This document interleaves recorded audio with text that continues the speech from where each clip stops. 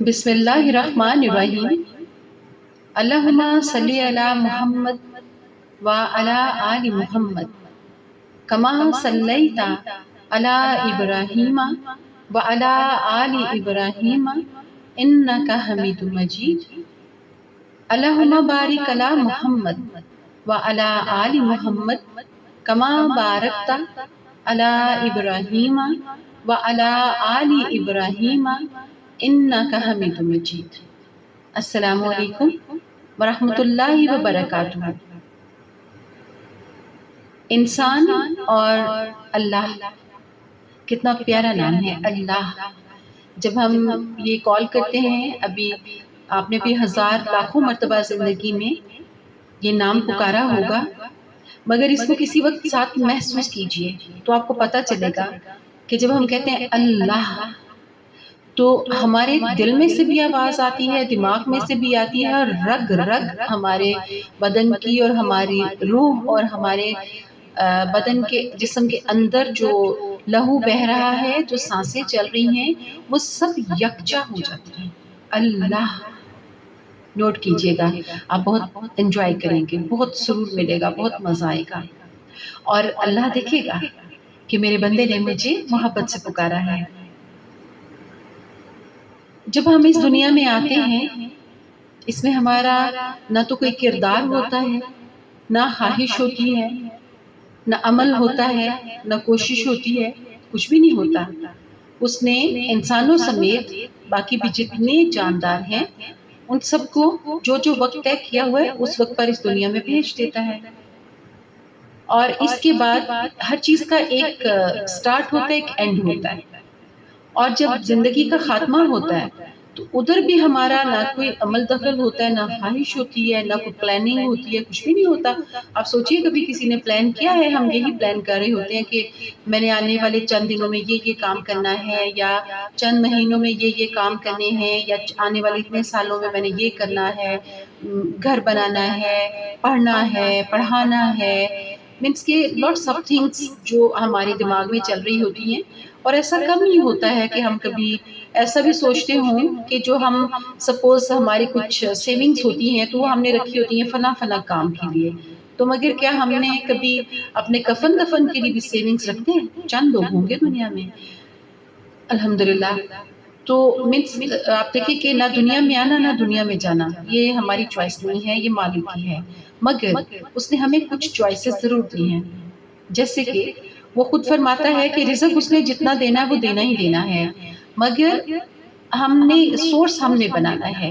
یعنی اگر کوئی غلط طریقے سے ناجائز کام کرتا ہے تب بھی رزق اس کو اتنا ہی ملنا ہے، جائز کام کرتا ہے تب بھی اس کو رزق اتنا ہی ملنا ہے، مگر اس میں ہیوج ڈفرنس یہ ہے کہ جائز کام سے جو رزق یا سہولیات زندگی جو کچھ بھی ہم ارن کرتے ہیں اس میں برکت ہوتی ہے، اور سب سے بڑی بات یہ کہ اس میں سکون ہوتا ہے۔ آپ غور کیجئے، آپ کے آس پاس بہت سارے لوگ ہوں گے، کچھ ایوریج ہوں گے، میڈیاکر ہوں گے، اپر کلاس میں ہوں گے، اور اپر ہائی پروفائل لوگ ہوں گے، مگر اگر آپ غور کریں تو سکون میں بہت کم لوگ ہوں گے۔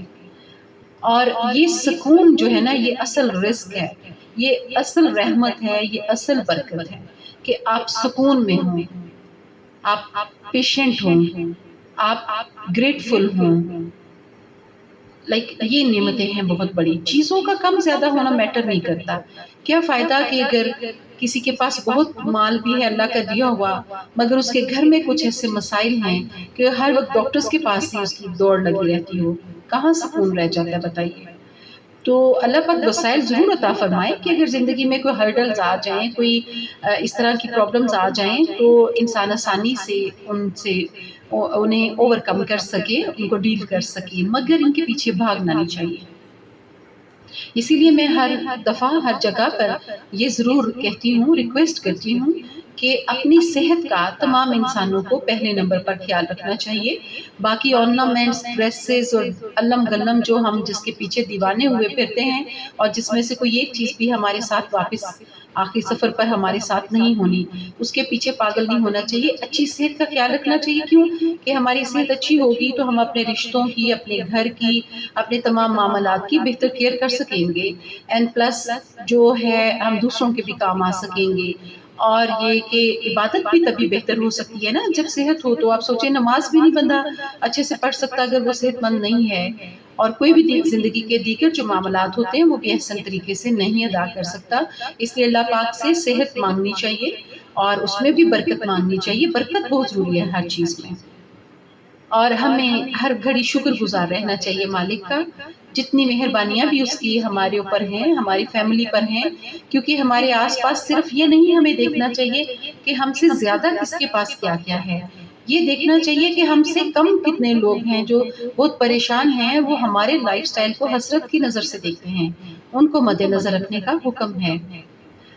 اور پھر ابھی تو دیکھیے کیسی بات ہے نا کہ جب محرم الحرام شروع ہونے والا ہوتا ہے تو زندگی کی رونقوں میں کشش ختم ہو جاتی ہے، دل بوجھل سا ہوتا ہے.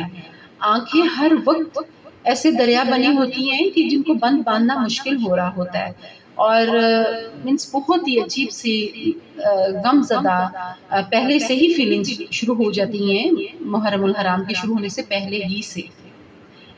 اور اس کے بعد اللہ پاک نے پھر ہمت بندھانے کے لیے، تاکہ جو ہم ڈاؤن سائڈ پہ چلے جاتے ہیں انہیں ہمت دلانے کے لیے پھر ساتھ ہی اللہ پاک نے ماہ ربیع الاول، ماہ نور کا تحفہ دیا.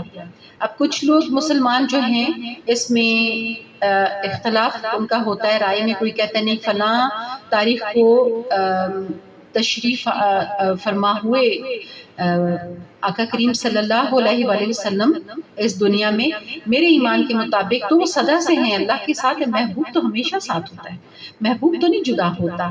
جو دنیا میں بھی اگر کسی سے محبت کرتے ہیں تو وہ اس بات کو بڑی اچھی طرح سے سمجھ سکتے ہیں کہ آپ سوتے ہیں تو تب بھی محبوب آپ کے ذہن میں اور دل میں ہوتا ہے، اور آپ سارا دن میں جتنے بھی زندگی کی ذمہ داریاں ادا کر رہے ہوتے ہیں تو آپ کا محبوب تو آپ کے دل میں دھڑک رہا ہوتا ہے. اور جب آپ رات میں سونے کے لیے آنکھ بند کرنے لگتے ہیں تو تب بھی آپ کا محبوب جو ہوتا ہے آپ اس کی خیر مانگ رہے ہوتے ہیں. اب یہ محبوب کون ہے؟ سب کے اپنے اپنے محبوب ہوتے ہیں. تو اللہ پاک پروردگار جس نے ساری دنیایں بنائی ہیں، سب جہان بنائے ہیں، تو وہ جب کسی کو درجہ دے رہا ہے اپنے محبوب کا تو ذرا ان کے شان کا تو آپ یہیں سے اندازہ کر لیں. آگے اختلافات میں تو جانے کی ضرورت ہی نہیں ہے. پھر بھی کچھ مسلمان کہتے ہیں، مسلمانوں کی سب سے بڑی بدنصیبی یہی ہے کہ گروہوں میں بٹے ہوئے ہیں، فرقوں میں بٹے ہوئے ہیں، ورنہ آج یہ پوری دنیا کے اوپر راج کر رہے ہوتے. اور مگر کچھ لوگ کہتے ہیں کہ ربیع الاول کی فلاں تاریخ کو تشریف لائے اور فلاں کو ظاہراً جو ہے رخصت ہوئے. حالانکہ میرے ایمان کے مطابق کون سے رخصتی؟ جب وہ شاہد ہیں، جب انہوں نے قیامت کے دن روز محشر ہماری شفاعت فرمانی ہے تو پھر دیکھیے سفارش تو وہ کر سکتا ہے جو کسی بھی موقع پر موجود ہوتا ہے. جب موجود ہی نہیں ہے تو وہ گواہی کیسے دے سکتا ہے؟ جب موجود ہی نہیں ہے تو وہ کیسے شاہد بن سکتا ہے؟ وہ آقا کریم صلی اللہ علیہ وآلہ وسلم کے جو اسماء پاک ہیں ان میں ایک نام شاہد ہے. شاہد کون ہوتا ہے؟ جو موقع پر موجود ہوتا ہے، جو گواہ ہوتا ہے، جو دیکھ رہا ہوتا ہے، وہ ہوتا ہے. تو اس لیے یہ میٹر نہیں کرتا. اس لیے میں نے کبھی بحث کرنا مناسب نہیں سمجھا لوگوں کے ساتھ جو یہ کہتے ہیں کہ فلاں ڈیٹ کو آئے اور فلاں کو گئے. کہاں گئے؟ وہ کہیں نہیں گئے. وہ اللہ پاک کے ساتھ عالم ارواح میں اس تب سے ہیں اور ہمیشہ کے لیے ہیں. اور جو ہوگا روز محشر ہوگا جب ہم میدان عرفات میں سب جمع ہوں گے تو تب تک بھی تو ساتھ ہی ہونا، جب تک اللہ ہے.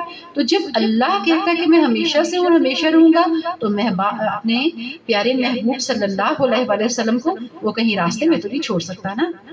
تو ہمارے مسلمانوں کے ہر گھڑی خوش اور شکر گزار رہنے کے لیے یہ وجہ بہت بڑی ہے کہ ہم ماشاءاللہ سے امتی ہیں ان نبی کریم، ان نبی رحمت، ان نبی مکرم و محتشم صلی اللہ علیہ وآلہ وسلم کے جو اللہ کے محبوب ہیں. ہم ان کی امتی ہیں ماشاءاللہ سے. اور جب ان کا ماہ مبارک آ رہا ہے تو ڈیٹس کا جو آپ کا اختلاف رائے ہے اس کو سائڈ پہ کر دیں، محض خوشیاں منائیں. اور جیسے عیدین پہ، عید الفطر پہ اور عید الاضحیٰ پہ پہلے سے تیاریاں شروع ہو جاتی ہیں، تو مگر اس میں یہ فرق ہوتا ہے کہ کیونکہ پہلے محرم اور سفر کا چل رہا ہوتا ہے، تو مگر 20 سفر کو جب 40واں ہو جاتا ہے تو پھر اس کے بعد ہمیں ماہ نور جو ہے اس کو ویلکم کرنے کی تیاریاں شروع کر دینی چاہیے، پلاننگ سٹارٹ کر دینی چاہیے. اور اگرچہ میں خود بچپن سے اپنے گھر پہ چراغاں کرتی ہوں اور انشاءاللہ جب تک میری زندگی ہے ہوتا رہے گا. اور یہاں پہ بھی مگر ترجیحات کا ہمیں تھوڑا سا وہ ضرور خیال کرنا چاہیے کہ جیسے آقا کریم صلی اللہ علیہ وآلہ وسلم کے صدقے ہمیں سب کچھ مل رہا ہے، تو ان کے ہی صدقے ہم بھی آگے اچھے کام کریں، ایسا عمل کریں کہ ہم ضرورت مندوں کو، غربا کو، پریشان حال لوگوں کو، بیماروں کو، اور جیسے بھی یہ سیلاب زدگان ہیں ان کو سب کو یاد رکھیں. اور آقا کریم صلی اللہ علیہ وآلہ وسلم کی ہماری اوقات نہیں ہے، لیکن جتنے میں بھی رب نے ہمیں رکھا ہوا ہے، مالک نے رکھا ہوا ہے، اس کے محبوب صلی اللہ علیہ وآلہ وسلم کے صدقات دیں، ہم نیازیں تقسیم کریں، لنگر بھی تقسیم کریں، اور جو ضرورت مند لوگ ہیں، جو بیمار لوگ ہیں، جو پریشان حال لوگ ہیں، ان کی بہت ڈیسنٹ طریقے سے جو مدد کر سکتے ہیں وہ مدد بھی کریں.